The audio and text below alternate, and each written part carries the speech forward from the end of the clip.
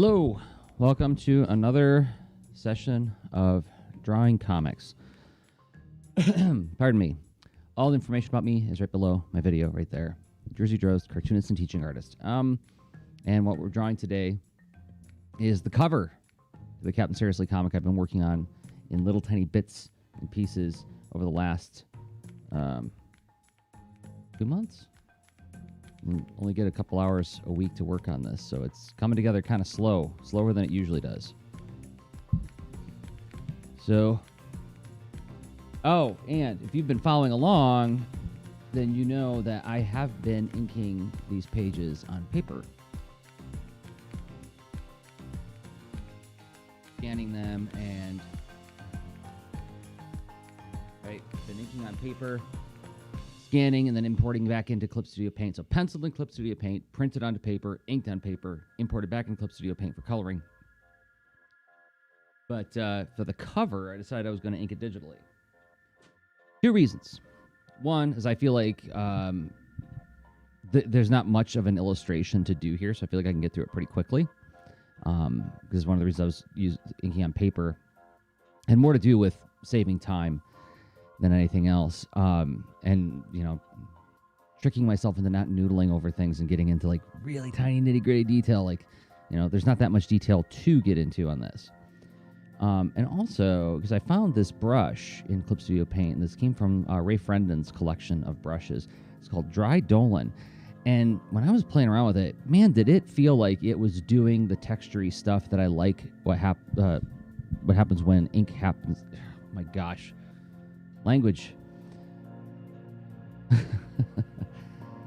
I like how it feels like it's giving me the same kind of texture I get when I ink on paper. You know what I'm going to do, though, in order to speed this up? Do a technique that I used to do a long time ago. Okay, that's too thick of a line. Well, maybe, is it?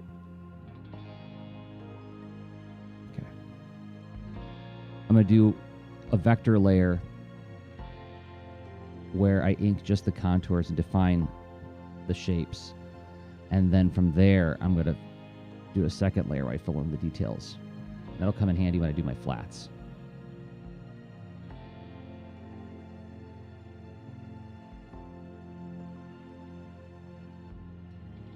About.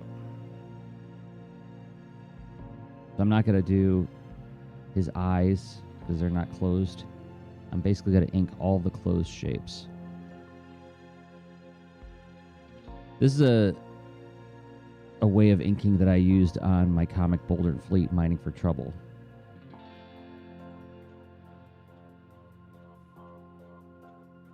Oh my goodness gracious, come on.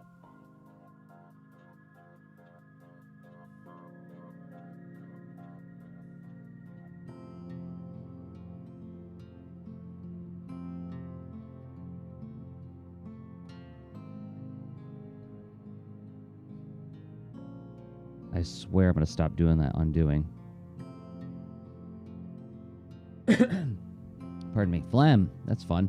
The idea here is I'm going to just define the open shapes with my ink, with this ink layer, so that when I go to do my flats, I can just like paint bucket in, just turn off my details layer. Like all the interior details will be on another layer. So I have a nice open contour just to dump with my paint bucket.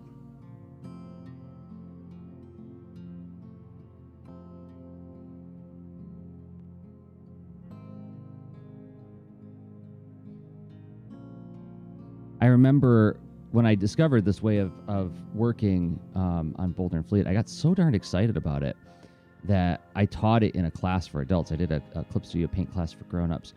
And it didn't occur to me that, like, you know what, maybe people don't want to work that way. And I was like, why wouldn't you want to work that way? Like, that seems like a lot of layer management. I'm like, well, I guess it is.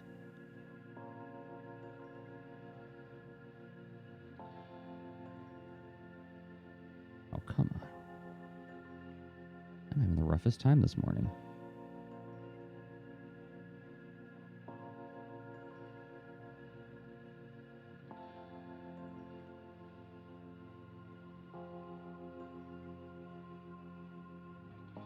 size you brush. Let's get you up to 12 points, see if that helps.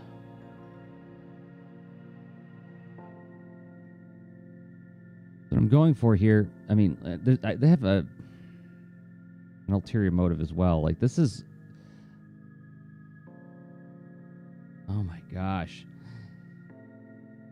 So my hypothesis was, when I discovered this brush, which once again, what was it called again? It's called Dry Dolan in Ray Frendon's collection of brushes. When I discovered it and saw that it was giving me that texture that I like on paper, I thought, man, maybe my next project that I was going to ink on paper, I could ink digitally after all. Why not test it on this cover?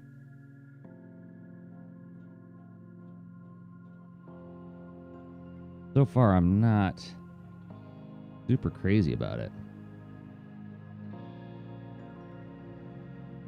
Although if you saw the Monday stream, then, I mean, one advantage to this is at least I don't have to worry about, like, when I'm flipping my paper around, like, the paper hitting the camera.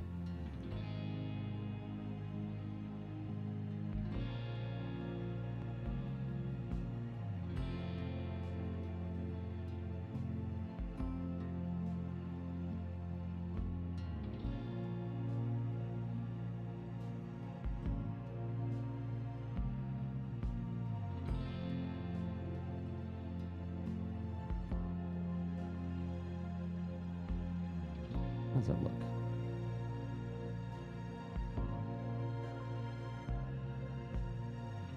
Not too shabby.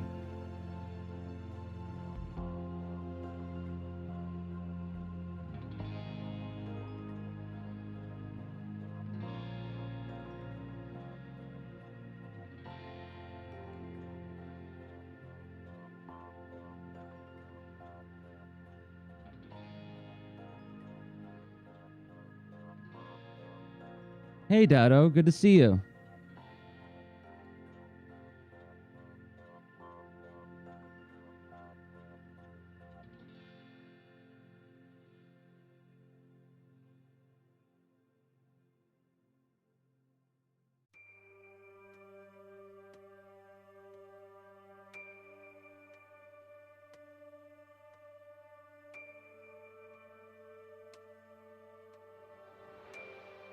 Man, I want to get some weird tangents going on here.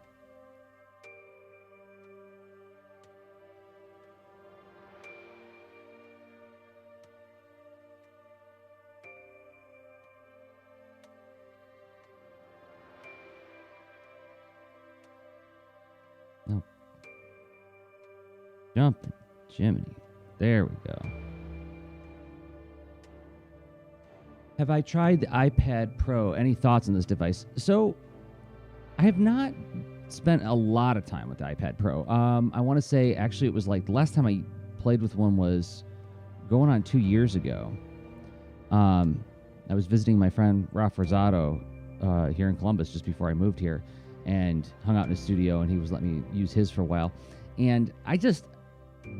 Okay, so first of all, the device itself, I can't get over how thin and light that thing is. I'm just like, this would feel like nothing in my shoulder bag. And that makes it super compelling. The pencil experience, it was great. It was a little bit slippery. I know they make tips for the pencil that like gives you a little bit more friction, because I'm actually using the Surface Pen with my Vio Z Canvas, because it's got a little bit more of a rubbery tip on it. So it creates just like a little bit more drag and friction, so it's more like working on a Cintiq.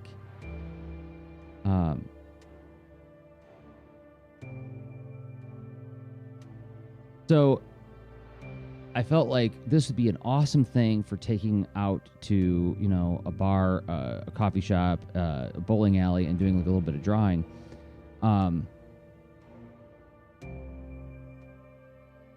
But I feel like I need more time with the pen to get, or the pencil, sorry, to like get this, like a feel for like the idiosyncrasy of it.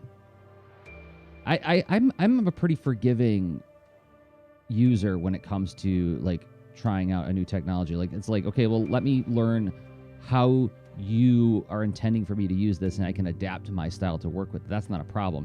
But the killer point, the sticking point for me is paying the monthly fee for Clip Studio. I understand why they do it. I mean, it's a fantastic product and they deserve compensation for it. But the idea of, like, here I have it on my Windows machine and I paid for it outright and I own it. It's there. It's mine. Well, mine to the extent that they can always run a software update to, like, with the way they got it running through Clip Studio now. But that monthly fee just creates just enough friction in my head that I talk myself out of getting an iPad. If that makes sense.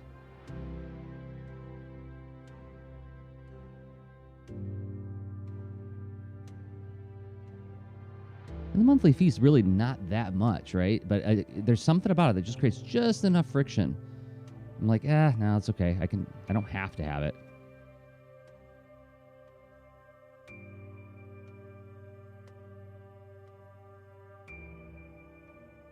And to tell you the truth, what I've been thinking about is maybe checking out the Surface, what is it? The Surface Go, which is like the Surface's answer to the iPad.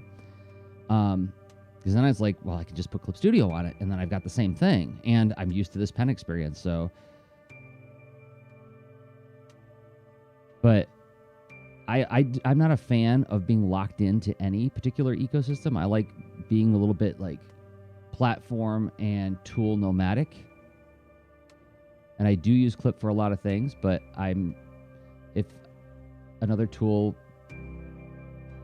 presents itself as having like equal or a different kind of utility. So like when I had a working Galaxy Note phone, which I loved, but I broke 2 of them in a row. Actually, no, 3. I broke 3 in a row, and I do not know what I do to these phones to make them break like that. But all 3 of them are bricked. I had 2 Galaxy Note 2s and then a Galaxy Note 4, all bricked. But I loved working in Medibang on those. That seemed like a really like reasonable like preliminary sketch tool. So if I had an iPad, maybe I'd use Medibang.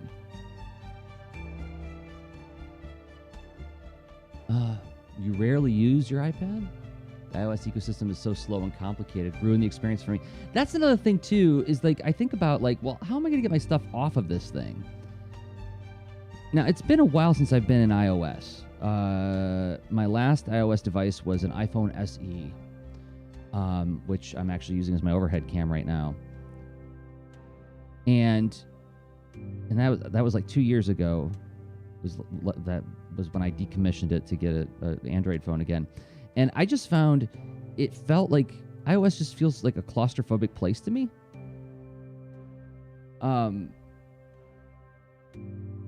I haven't really put a whole lot of thought into why I feel that way about it, but I just remember the moment I started using it. I think part of it has to do with the fact that like you can't upgrade you can't add more storage, you can't put an SD card, although Android's taking that away too, which is just such a drag. But you know.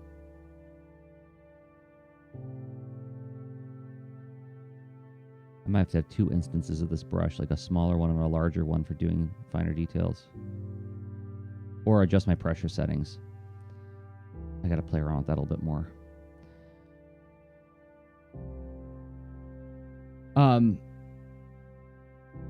So yeah, so like that's another thing that like kind of talks me out of getting an iPad, is just that like that whole idea of like I think I'm not their use case. I think even though I was so excited when the iPad Pro came out, because I'm like, finally, this is what we were waiting for when the first iPad came out, was the ability to draw on it. But then they did a very Apple-y thing where they were like, well, but we're thinking about all of the general user. And so the general user doesn't want to think about file management or think about, like it's always this, and this is part of their, I feel like this is part of their brand, is that it's like, you don't have to think about it. We'll take care of it for you. Well, I want to think about it. So therefore, I don't think I'm your customer.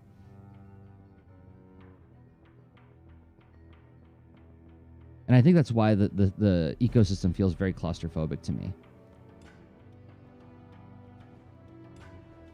And that's not to fault Apple. I think it's just, like I said, they have a different they're serving a different customer base than what I represent. Did I get everybody yet? No. Okay. Let's save. Medibang Paint is, okay, so here's a couple advantages of it. One, it's free, right? That's pretty great. It does a lot of the stuff that I feel like Clip Studio is kind of like mimicking what Metabang and other apps like that do. It's like with the whole Clip Studio app, where you can manage your resources and your what is it called now? Your materials. Metabang does the same thing, where the app launches and then there's like this portal where it's like, here's where you can manage all of your files in the cloud kind of thing. It opens Photoshop files layered, and it has layers. You can save all of your app settings across devices the way you can like in Clip Studio Paint. So like you can make your own. I had a really nice sort of like crayon brush that I made in there that was wonderful for sketching. And then I just like hit sync across, like I open up a new instance of it and like log in, sync your brushes, boom, you're there.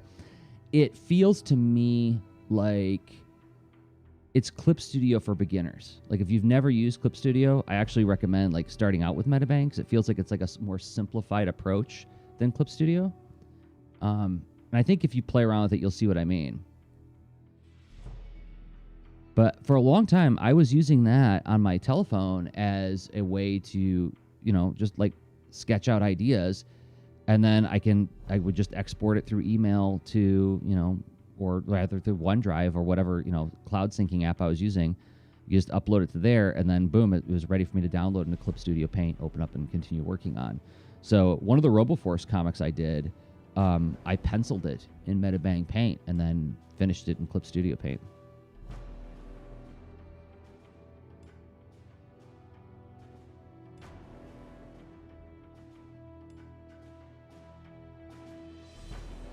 And so if I did have an iPad Pro, I probably would do most of my work in Metabang.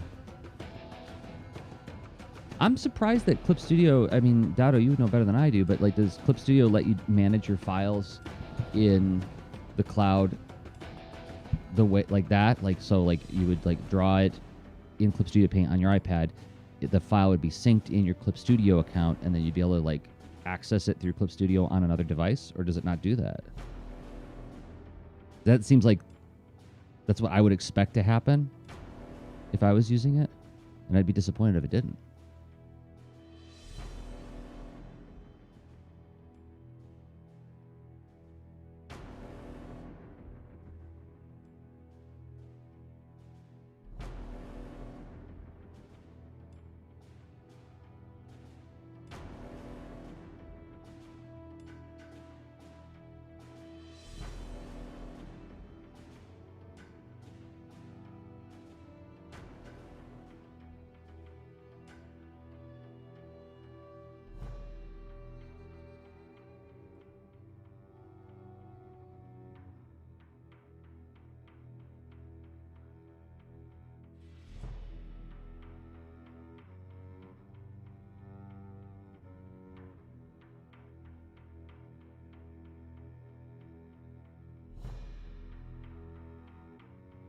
Oh, it's not an instant update.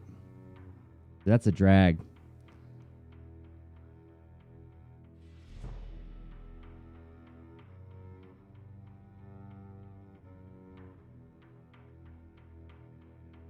And it's counterintuitive, right? Because like, again, don't want to turn this into like, let's slag Apple all day. But like part of their sales pitch is that the interface disappears. Well, until you want to get your files. Oh my goodness. Yeah, see, that doesn't sound like fun at all. And most of the people that I see celebrating the iPad Pro, like artists, I mean, are people who are using Procreate, which I've never used. Sounds terrific. But I don't feel like a really like strong urge to give it a try, because I've got something that works pretty good for me right now. Like, works good for me. I would say like I really love it. I'm not just satisfied, I'm happy with the way I've been working lately. In fact, I feel like I'm living in the time that I intuited in 1994, and I wanted so desperately, and I felt like nobody would ever make it happen. I remember when I finally learned Photoshop and Adobe Illustrator, I'm like, why can't somebody merge these two? Why can't somebody make these two work together so that I could draw in vector and raster at the same time? Somebody's got to be doing that, right?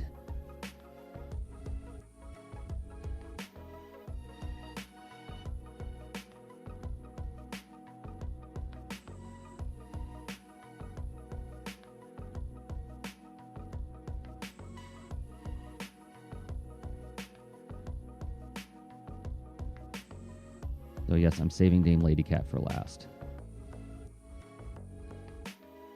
Because she's probably my favorite character out of this series.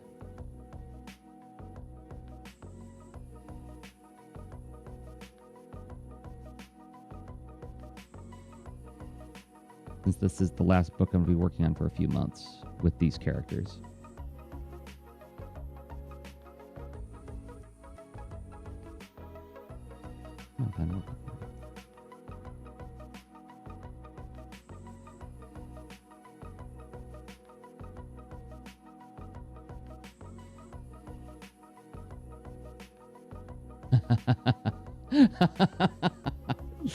Yeah, when you see those artists using, they have Procreate, they have like different, simpler, calmer approach to draw one illustration at a time, a few layers, meticulous line work.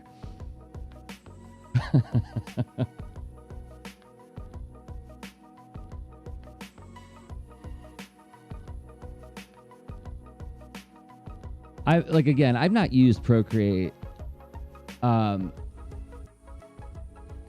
I am confident that it is probably a terrific drawing experience based on the reactions and reviews of artists who I admire. And I think part of my reluctance to dive in and try it is, one, I don't have the device. But two is, like, I remember when I got my Galaxy Note 10.1, which was, the tablet version of the Galaxy Note series, pressure sensitivity, Wacom digitizer. This was like what? 2012, somewhere in the neighborhood. Very exciting, super light device, pressure sensitivity. The pen slips into the device, so you don't have to worry about losing it or anything. Travels great. There were very few really great drawing apps at the time. I remember Metabang was there, but it was an early version of Metabang. Another one was Layer Paint HD, which I remember championing a lot. They were fine. They were good, but they weren't awesome. They didn't have as much flexibility and it didn't solve as many problems as Clip Studio Paint. And the device I was on, the Galaxy Note 10.1 was great, except for the fact that, man, it did not have very much RAM. So, like, if you have 4 layers, you're out of luck. It's going to take forever to save. It might crash, So I think that experience has got, like, I still have that taste in my mouth. And so when I see Procreate, I'm like, is it like those? It's probably not. But I feel like that I don't want to be ridiculous and use a word like trauma, but something akin to that, a lighter version of that sting, that unpleasant experience still hangs with me.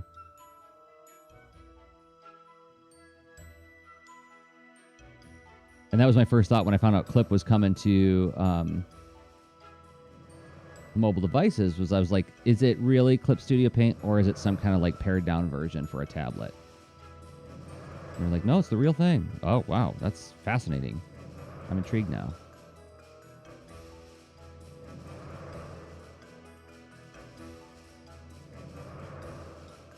All right. Did I miss anybody? Did I miss any? Oh, I gotta get those crayons yet. All right, let's draw Dame Lady Cat.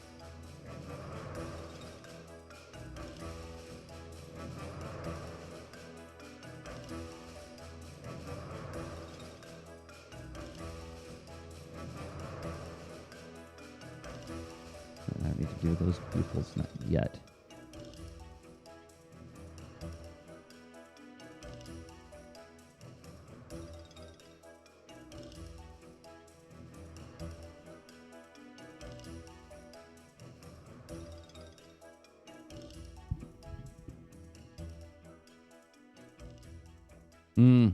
Yeah. Well, thank you for stopping by and asking, Dado. I mean, I'm always... One of the things I'm really enjoying about doing these live streams is like just getting the chance to talk shop with artists.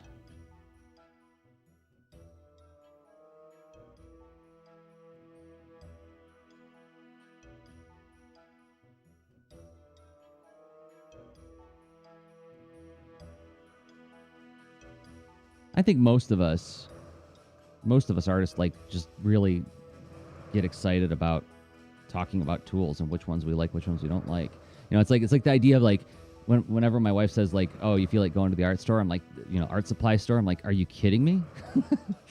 You never have to ask me if I feel like going to the art supply store, even if I don't need the art supplies. It's just like being around a bunch of art supplies is so much fun. Imagining what you can do with each of them.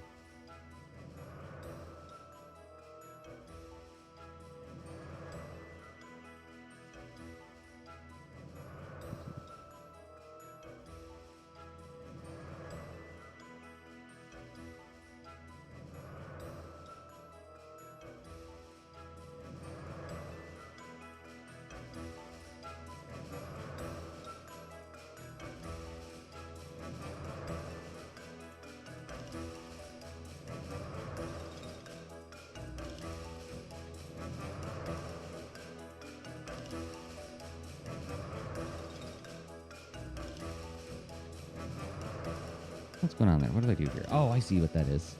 That's her little sleeve. It's folded over itself. And there's her umbrella.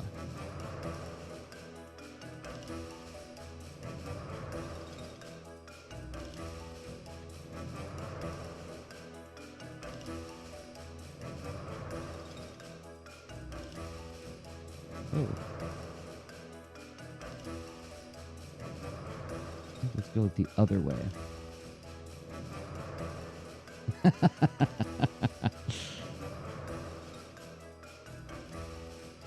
Exactly right.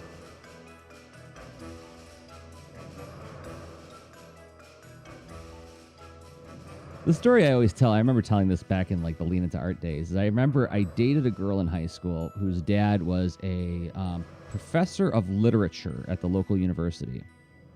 And he had a friend who rode his bike. His friend rode their bike to his house in the rain, middle of the night, because he found a poem that he absolutely had to share with his friend. And my girlfriend's dad got out of bed willingly, happily, to go pour over this poem with this friend of his. And I remember hearing that thought, like when that story was being relayed to me. And the premise, or rather the tone of the story, was like, "Isn't my dad a goof?" And I just remember thinking, like, I want to have friends like that. I want that friend to wake me up at 3 o'clock in the morning because they found this amazing panel sequence in a comic that I just got to see for myself, you know?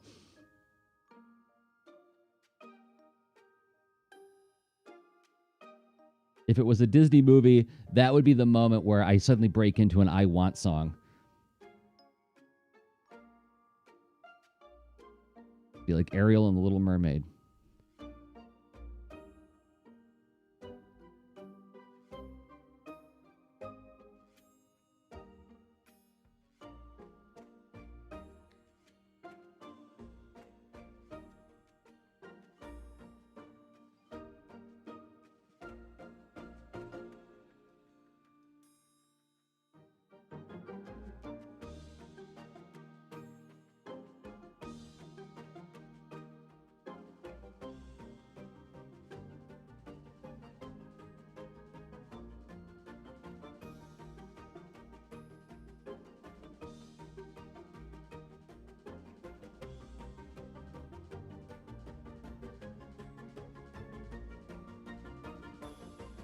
It's certainly one of those careers that asks a lot of you, so it helps if you really, really care about it and love it a lot. And it might be a chicken and egg thing where, because it asks so much of you, you can't help but fall in love with it.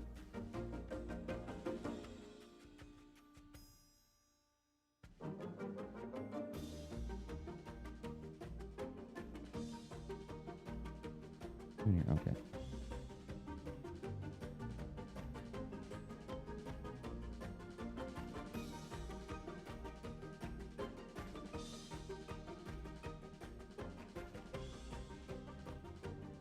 All right, almost there.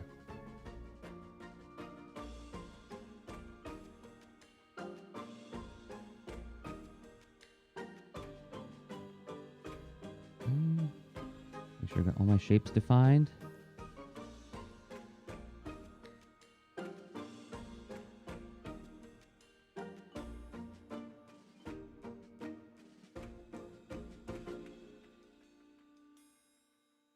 Oh, we got some crayons to... Here's another neat brush I found in Clip Studio. It's called Freehand Line. And check this out. So it's designed...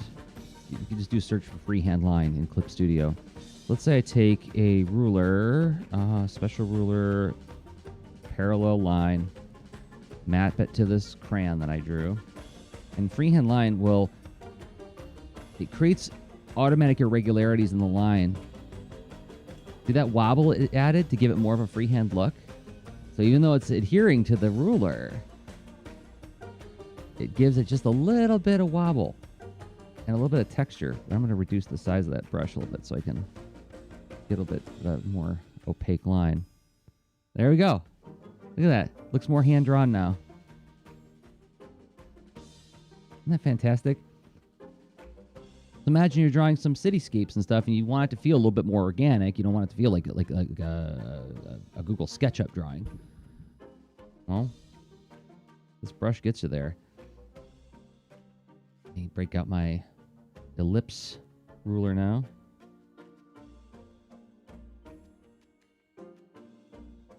Concentric circle is what they call it.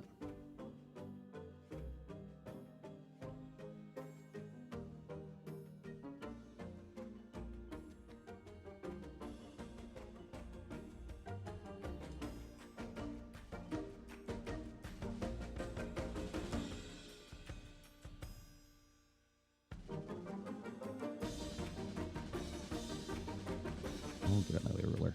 There we go.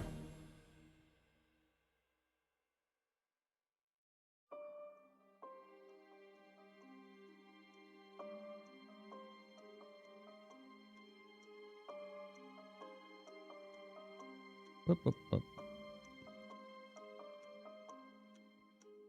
Oh. Helps if you use the right tool. I need my operation tool to...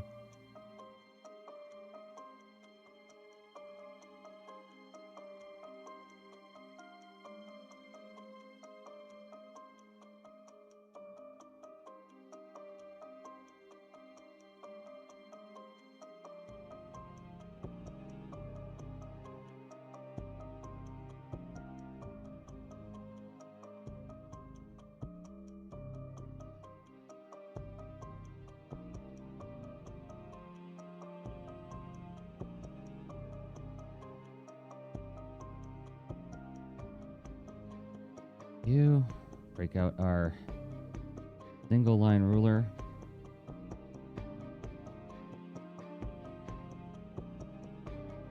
Delete those rulers. I'm going to freehand that last.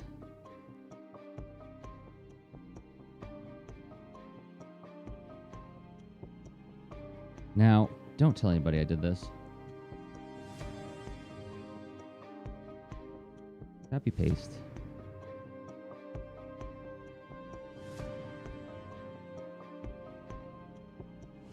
I am trying to get this done in under an hour.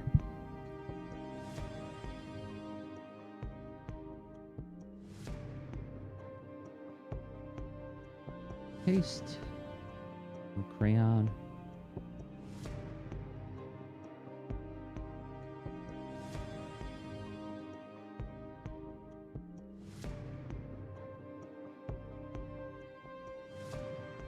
I'm going to merge these fellas down.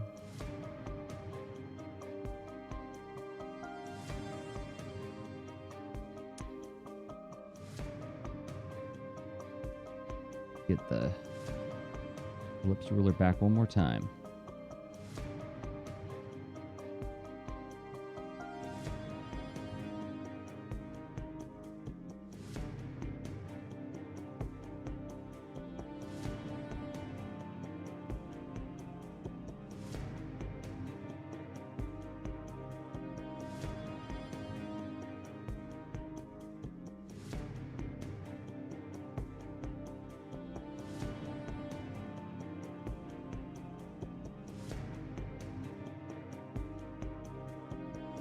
Wrong side.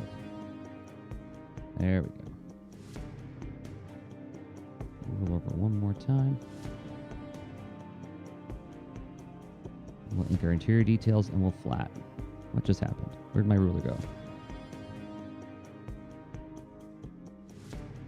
I think I did a 2-finger tap, which causes an undo.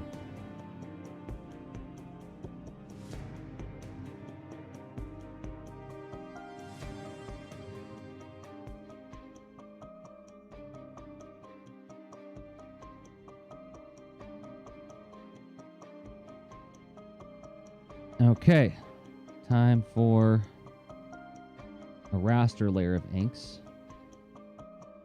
Back out my dry Dolan brush.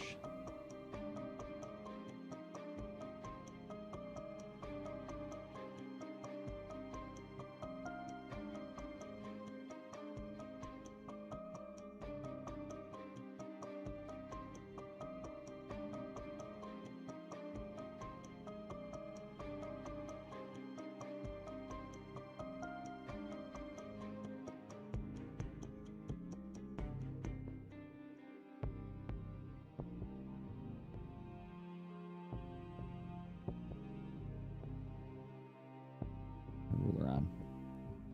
Yeah. Oh, I didn't get to call this raster inks.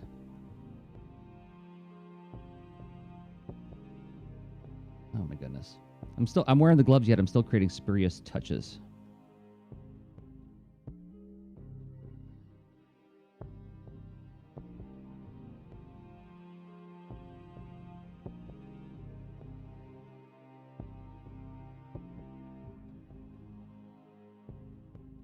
Checking to make sure you're on the right layer.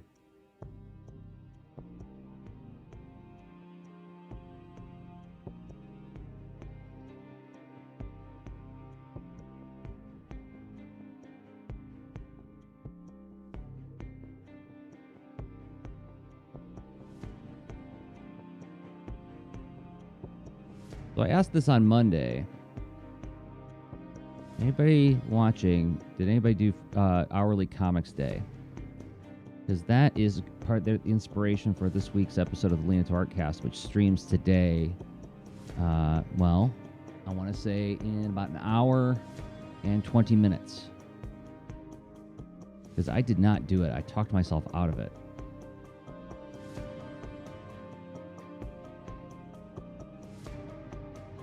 And it made me, and upon reflection, I realized that I was afraid to do it for some certain reasons, and that was surprising to me. I feel like I have a pretty healthy relationship with art challenges. But this was one where I was really, my negative self-talk like ramped up to 1,000 RPM.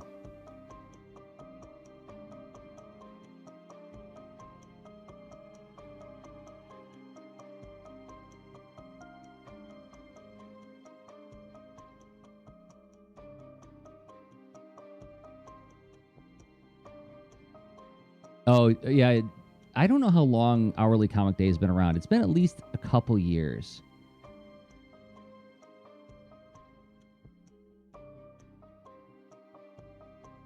And I'll tell you what compels me about it. Is most people, I think the general premise, at least from the people I follow, it seems to be do comics every hour about your day. And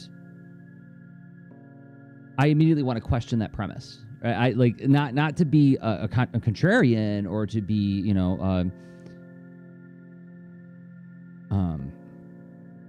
not to critique or criticize the endeavor. Is more to say, I wonder what else you could do with that. Like the challenge of doing a comic every hour, or let's follow the rules in air quotes. How would I use that constraint and limitation to explore my abilities as a storyteller? How would it change the way I tell stories if I'm working under that kind of a tight constraint? And how would that affect my reflection about the work I do in any given day? That's compelling. But then something stopped me, and that's what we're going to talk about on the show.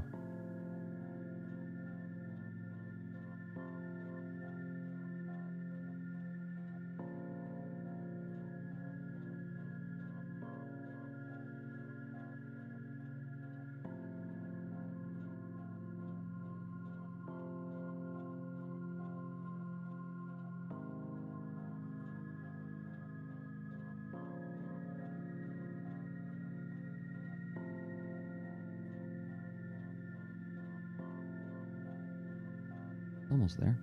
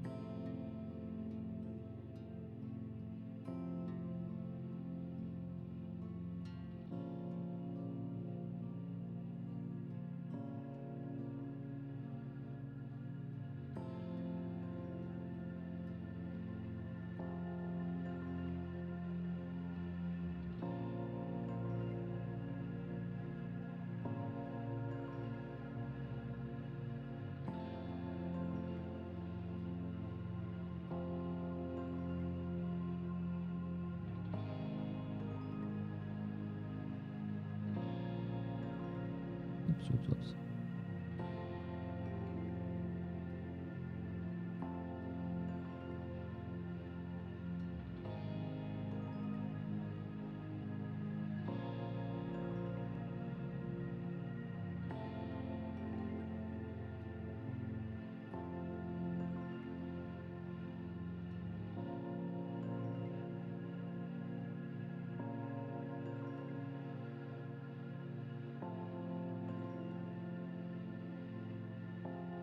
Oh, goodness, I did it again.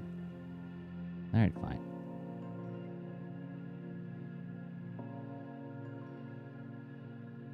I'll actually do a 2-finger tap like that. Reads as an undo, which I don't use as much as I should. I mean, it's a pretty handy way to just,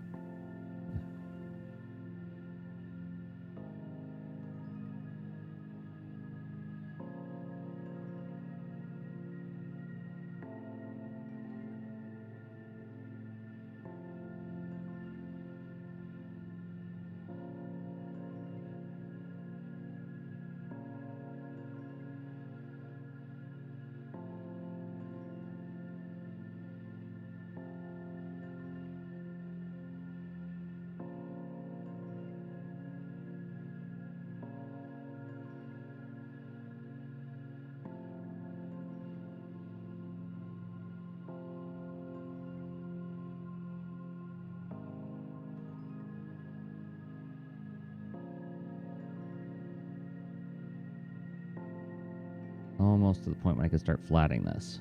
How am I doing on time? 45 minutes.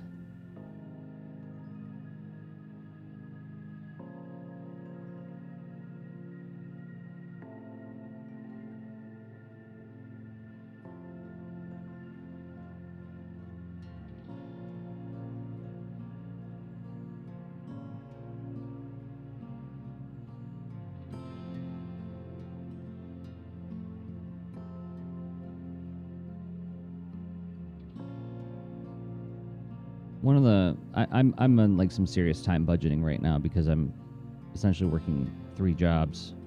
Not to complain, it's a very good problem to be very employed, but the penalty, there's always a cost. There's always a cost to everything, and the penalty for this is that I don't get to do much inking where I get lost in it.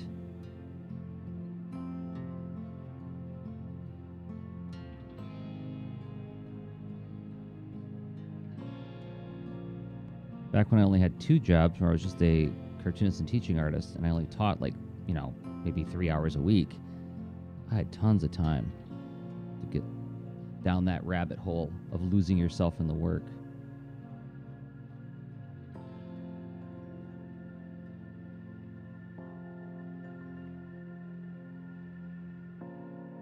I had an appointment with a friend recently, actually just this week, where they were 15 minutes late, and I had to text them and say, like, hey, we doing this thing or not?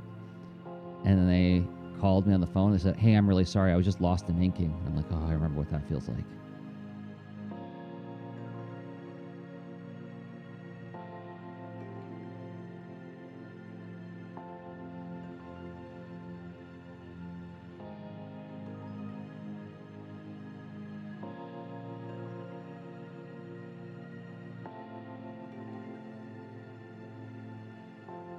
There's a little bit more detail to do, and throw on some flat colors.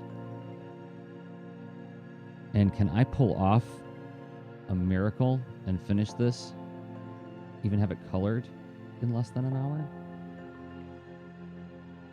That would be bananas.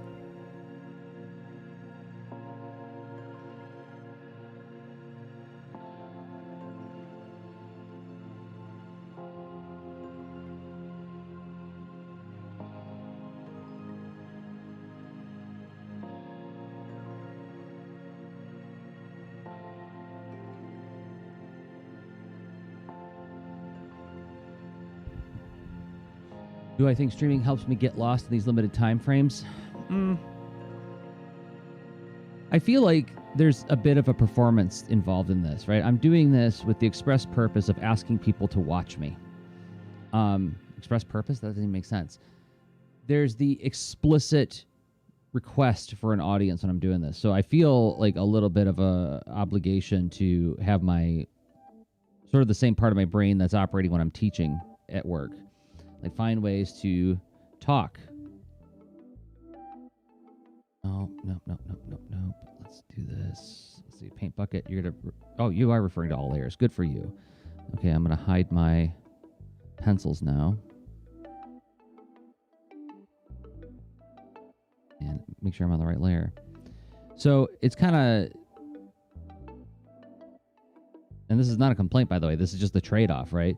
I feel like, I didn't I didn't ink his face. I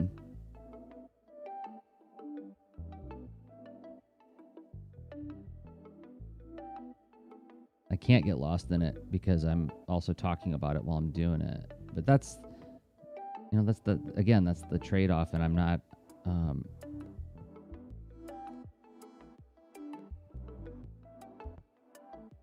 I could complain about that. There's an element of like, this is what I chose. So let's go back to this brush.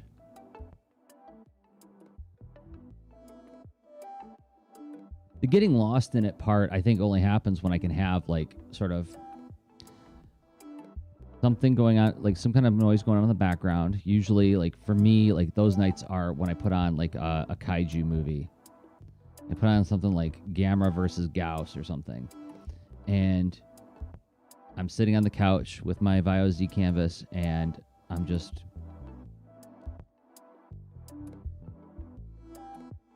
just inking without any other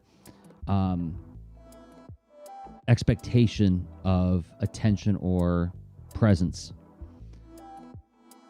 So, like, my wife goes on a trip, which hasn't happened in a while, because of where we are right now.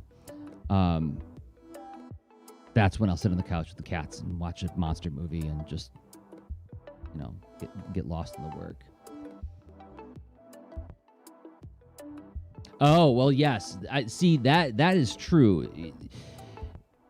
One upgrade to streaming while you're working is, yeah, you're accountable now. I can't just go. I mean, I have like a sort of be right back video that I could play if I like suddenly have to have like a bathroom break or something. But as far as like stopping to look at social media or check my email, nope. That is one great thing about it. It keeps you on task. Okay, so now I'm going to make my cover art layer a reference layer. Go to my flats. Set my paint bucket to refer to the reference layer. I'm going to save because I've just done a lot of work here. And then what I'm going to do is I'm going to turn off those raster inks and watch how fast flatting goes. Let's go to my SRSLY palette. Early vest. Boom, boom. And green.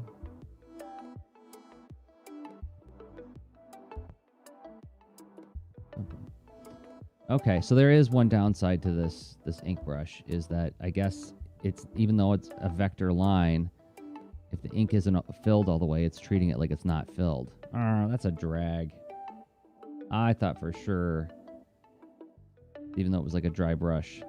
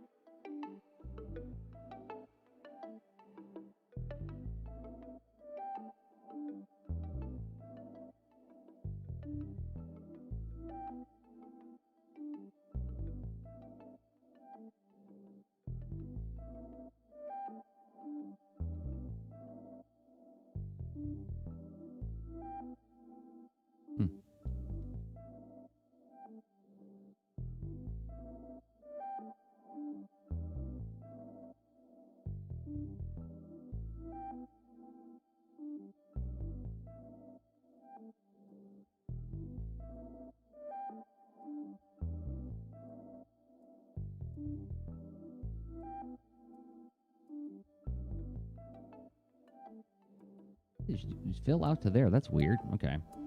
All right. I don't know what's going on here. What's going on with the paint bucket?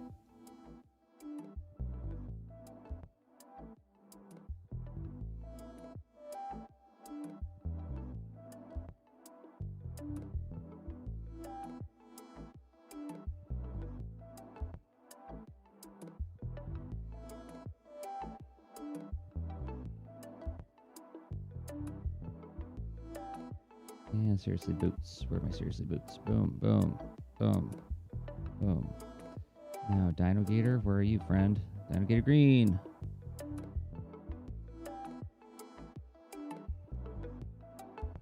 Oh, that should be white.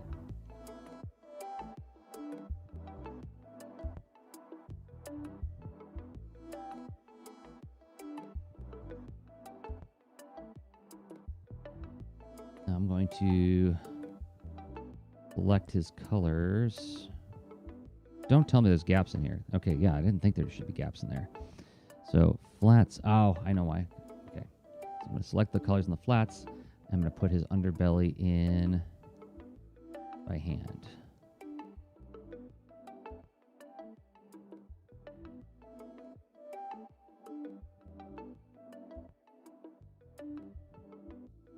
Okay. And Dame Lady Cat.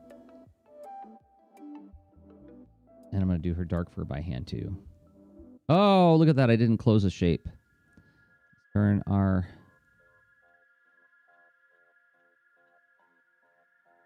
Go to my vector inks right there. There we go. Colors off and back to work. Light fur. Dark fur. Put the dark fur on her face.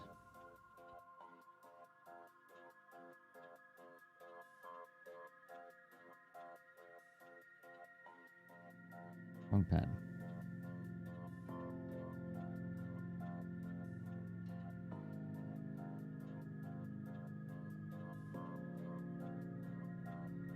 Bucket, bucket, bucket.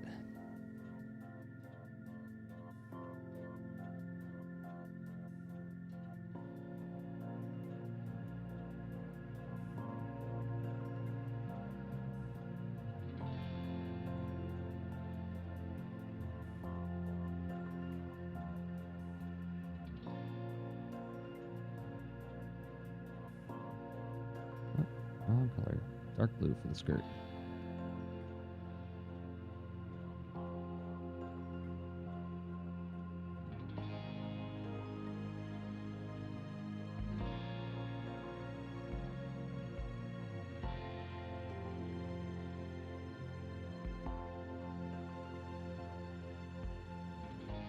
Light blue for the bottom part of her dress, and then orange for the cuff.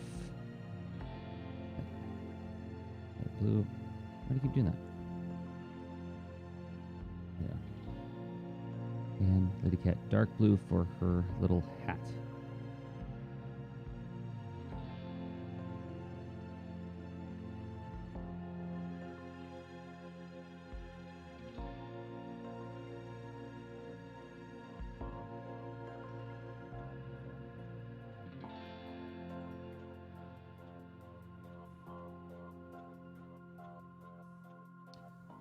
This is a weird thing that I run into. Like, I've got my paint bucket set to stop filling at the center line of the vector, but I have it at to expand a pixel. And so it does bleed over into other areas.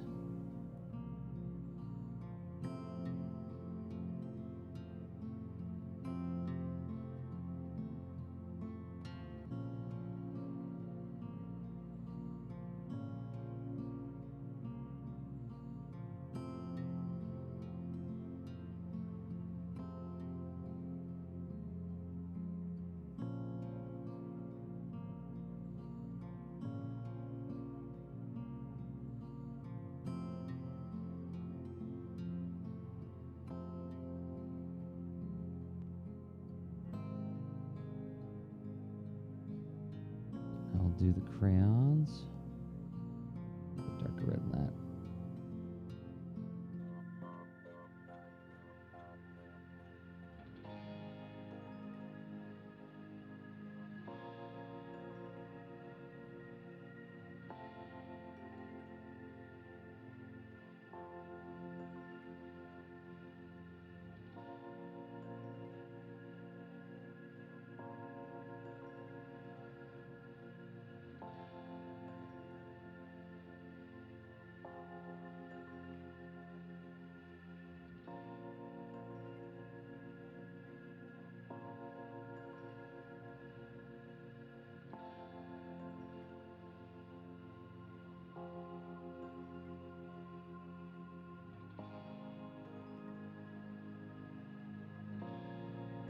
And that's flatted. Double check. Any gaps there? Fix any gaps.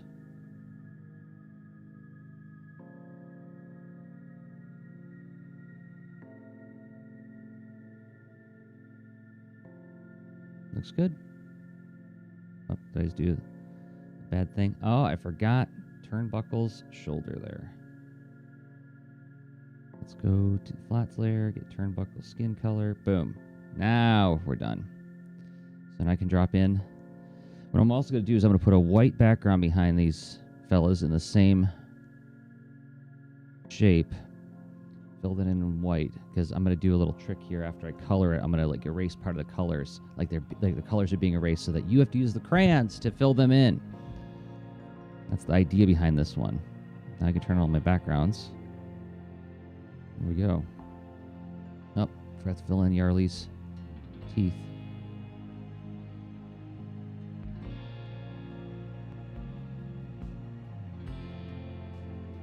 And save. How are we doing on time? Oh, I'm at an hour. I'm going to have to call this one good.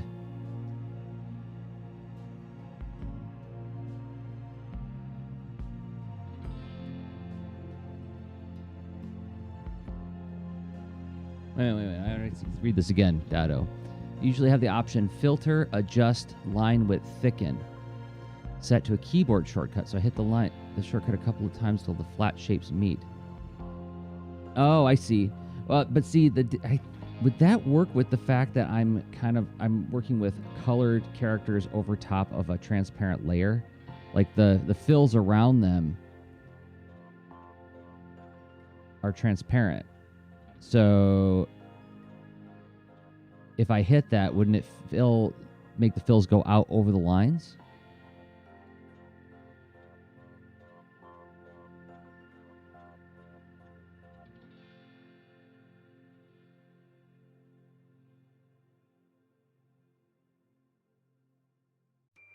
Get out of here. Get out of there. Okay. What am I doing here? Oh, I'm painting with white instead of erasing. Huh. How about I erase? Because I got a little bit of overlap here where the colors are going over top of the lines into the colored space. So yeah, if all the flats are on the same layer, then that would totally work, right? So I could set that to a key command. But in this particular use case, I think I would have some overlap like I do right here on this crayon that I got to fix. Let's see. But I always am grateful for your advice, Dotto, because you're, oh, I know, the clipping mask. Actually, that is a great idea. That is a great use case for using the clipping mask. I saw your approach, and I was like, yeah, well, it's like I could do a similar thing by just like using selections and just like setting my flats layer to be a reference layer, set my magic wand tool to only refer to the reference layer, and then no matter what layer I'm on, if I just like select that region, I can shade in there. But yeah, if you're using clipping masks, and then you could have everything clipped to the flats clipped to the shape below. Okay, I'm thinking about it. You got me thinking. So thank you for that. And let's see how this is all looking together. Get a sense of. So this won't take long for me to color, but I am out of time for the stream today. So thanks everybody for hanging out with me. All the information about me is right below this little video panel right here. If you want to follow more of my stuff. And I'll be back Monday at 10 a.m. Eastern Time, 11 a.m. Central. So thank you, everybody, once again. This is the part where I'm supposed to say, if you enjoyed this, please hit like on this video on YouTube or on Twitch. Okay, so until next time, Jersey Drost, jdrost.com, Jersey Drost on Instagram. Okay, bye.